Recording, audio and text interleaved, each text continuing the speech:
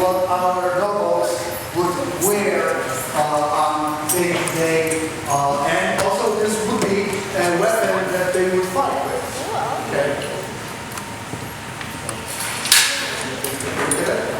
One last piece that I actually have in my hand, which again, this is something what we call a buława. Please note this is a real gold, semi-precious stones, and buława is actually something that would hetman or general have in his hand, directing his armies. Okay, and this would be an indication of his rank. Okay, just all those stones have to come back. So that's saying that, I want to talk a little bit about tactics of Hussars.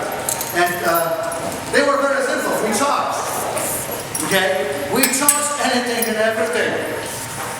We would, if you think about it, 17th century muskets, effective range was about 100 yards or less. The pistols that I was going to bring you, they would shoot maybe up to 20-30 yards at the best. Okay? Bullet would go as far as 300 yards, but it would be simply ineffective.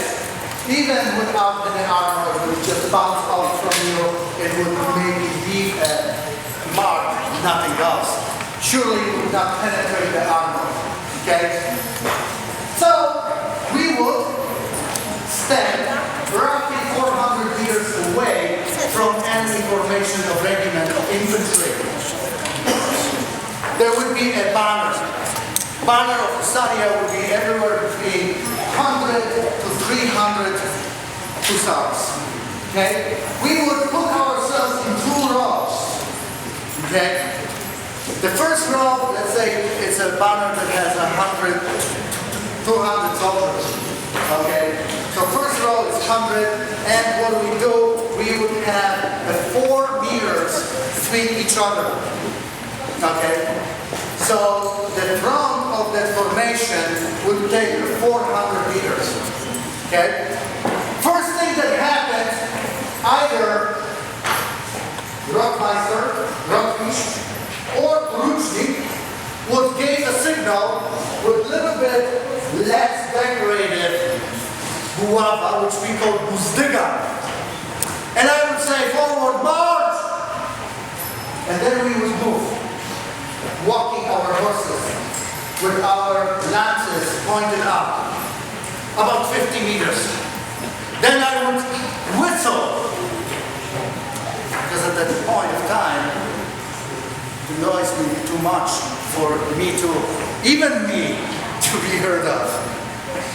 And we would go into trap, or how we would call back in days, rysza, or in Polish hussar. We were moving closer, about 75 meters. At that time, I'm whistling again, and we are moving to gallop. An interesting thing happens, because the second row comes in between the spaces of the first row. And the boys that are on the wings of the formation are trying to narrow the front of the formation. And we are moving right now with the speed of gallop. So right now maybe 25 miles per hour. About, and moving like that 150 meters. And then, roughly 50 meters before enemy formation, I whistle last time. And that's when we are already in the effective range of muskets. And we go into the spot. We go into the fastest horses move. 35 miles per hour. We are hitting the enemy with our lances. Typically, we would crush them. Typically, the formation of infantry, all cavalry, would not withstand that charge. However, if we did, we would very quickly reform, go back, stop again, reform, and charge again. In Battle of Kutyn, we have done it 6 times like that. Hit, hit, hit, until Moscow will run. That was our tactic. That's how we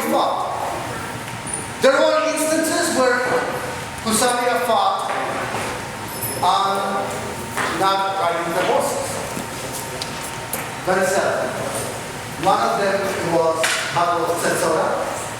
The other one, Battle of Chodów. Battle of Chodów, 1664. Known as a Polish Thermopyle. 400 hussars riding in Dzikie Pola, eastern Ukraine. They encountered 40,000 Tatars, Mongols. They attacked because we always charge. But there were too many of them. We regrouped, went into defensive position. For a whole day, we were holding in defensive position. All horses were killed. We repelled the Tatars. Every of towarzysze, every one of Husaria was wounded. We lost 7 people. Tatars 1,500. And Tatars, the Chambu of 40,000, after this encounter, lost all interest in invading of Poland and went back to the Crimea. That's Thermopyle for Poland. That's the story. And they fought in the underground, shooting with sabers, without horses. King John III Sobieski gave to every one of those knights a horse, the best horse he ever had. Now, you have to understand the horses were the most expensive part of equipment. And today money, they would be running around war horse between 30 to 50,000 US dollars. Every charge on average would cost 30% of horse's life. There would be about 5 to 7% of human life, either death immediately during the charge, or as a result of wounds. But the horses were definitely taking the biggest hit and heat. And they were expensive. Generally speaking, equipment of a hussar would be costing on today's money about $250,000. So it was very expensive sport. And king would be giving you only the lands. Only nobles could do that. Only extremely rich nobles wore hussars. Okay. And I would like to thank you guys for your attention. I hope I didn't bore you to death.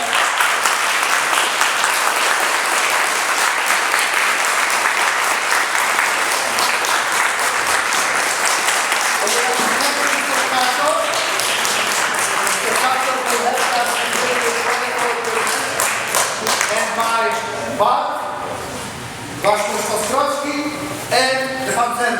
Thank you again.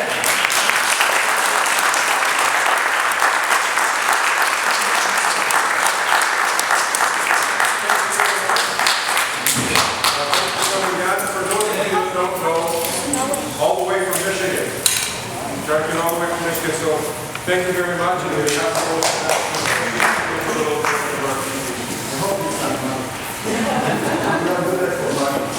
We do this for love of the country and to help young ones to learn about the history. This is our privilege. It's helped by a horse.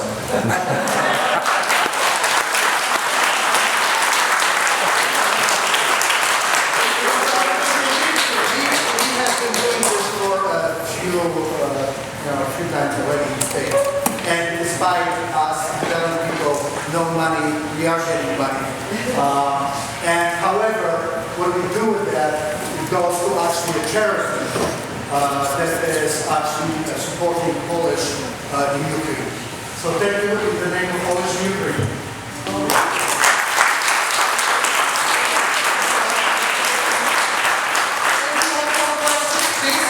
If you'd like to take a little closer look, please come in.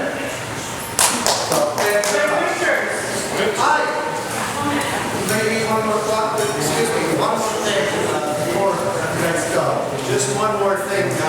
You're going to get this opportunity again, but more in the living form. On July 1st, Canada Day in Harris Park, Cezary is going to be there with a few other Hussars. They're going to demonstrate on horseback some of the activities that the Hussars did. So I think it's kind of like a little miracle.